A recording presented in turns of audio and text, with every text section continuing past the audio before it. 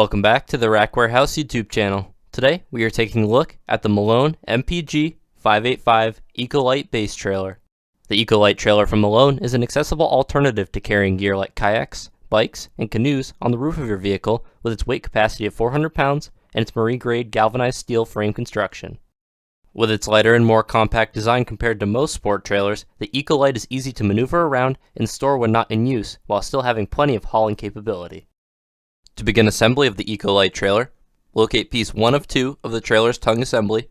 The correct orientation should be with a sticker in front of the Malone logo. Insert a grommet into the bottom hole on the leading edge of the tongue, and feed the wiring harness for the lights all the way through towards the rear. Locate the joining plates that connect the two halves of the tongue together, and insert the bolts, being careful not to pinch the wiring harness. Thread a nut onto each bolt, and firmly tighten the hardware to assemble the tongue.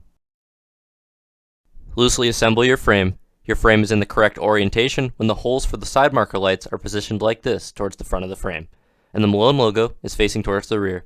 When loosely assembling, insert the 4 corner bolts first and measure 58 3/4 corner to corner to ensure your frame is square. With a square frame, tighten the bolts on all 4 corners, then the mid-cross member bolts. Flip the frame over and repeat the same order for tightening down the bolts on the underside of the frame.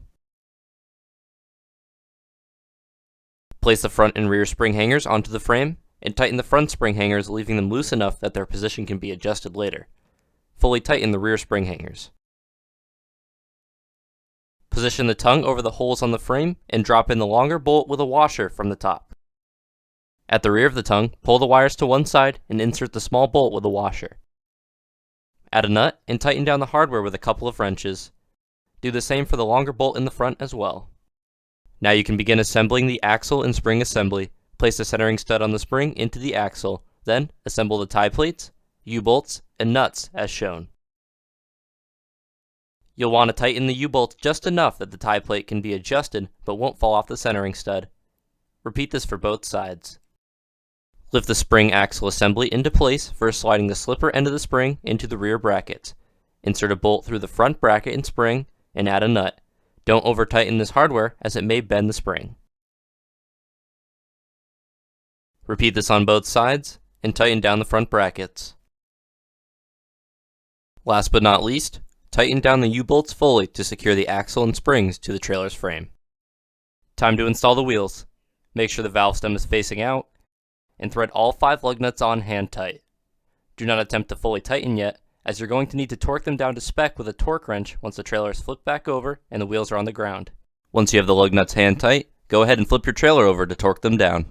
When torquing down lug nuts, you always want to do it in a star pattern. A helpful tip is to find something to chock the back wheels with when torquing down the lug nuts, as they require 75 to 85 foot-pounds of torque, which can move the trailer around a bit when doing so. With the wheels on, it's starting to look like a trailer. Next step is to install the lights and begin wiring them up. First, insert a grommet into the bottom hole on each side of the trailer.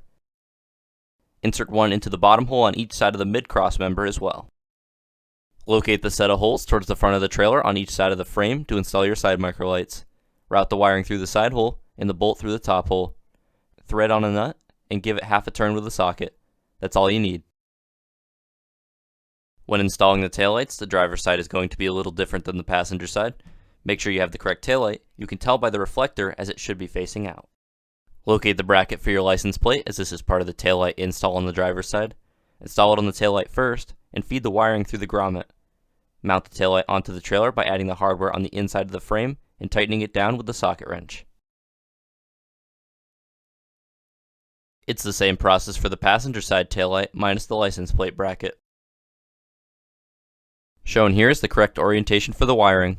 The brown and yellow harness goes along the driver's side of the frame, and the green and brown harness goes along the passenger side.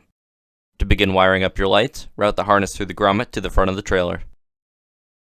Once you've got it all the way through, install a wire clip on the mid-cross member to neatly hold the harness inside the frame.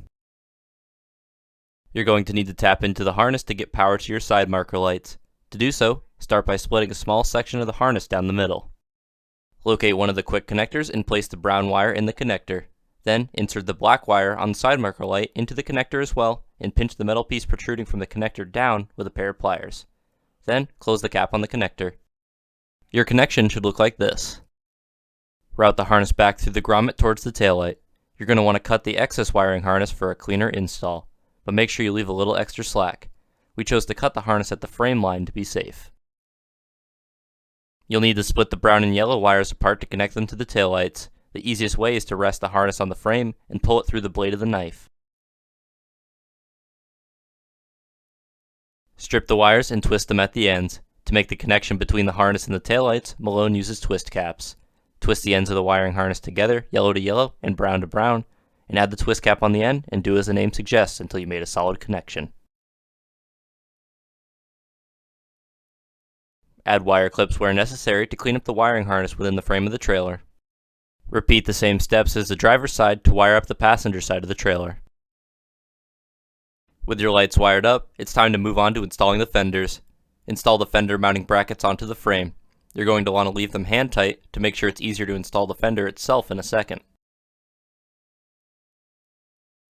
Place the fender onto the loose brackets with the screws installed. Thread the hardware on from under the fenders to hold the fender in place while you secure the brackets fully onto the frame. Tighten the screws on the fender with a flathead screwdriver and a socket wrench until it's secure on the brackets. To complete the wiring, you'll need to attach the ground wire to the tongue of the trailer. To do so, strip the white ground wire and crimp on the ground wire ring connector. This connector grounds onto the bolt for the tongue skid, so you'll need to assemble that before attaching your ground.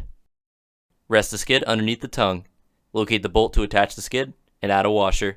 Then, place both chain links onto the bolt and sandwich them with another washer. Insert this bolt up through the bottom of the tongue, add your connector, and thread on a nut. When tightening down the nut onto the ground connector, keep the wrench in the same spot and use the socket wrench to tighten down the hardware to ensure no damage is caused to the connector. Install the coupler in the coupler handle as shown. Do not over tighten the hardware as you may crush the tongue. Locate the load bar supports and use a mallet to install the end caps into all 4 of them. Place the load bar support in the corner of the frame as shown and mount it with a large U-bolt going around the frame and through the load bar support. Tighten down the hardware and repeat the same steps for the remaining 3 supports, 1 in each corner.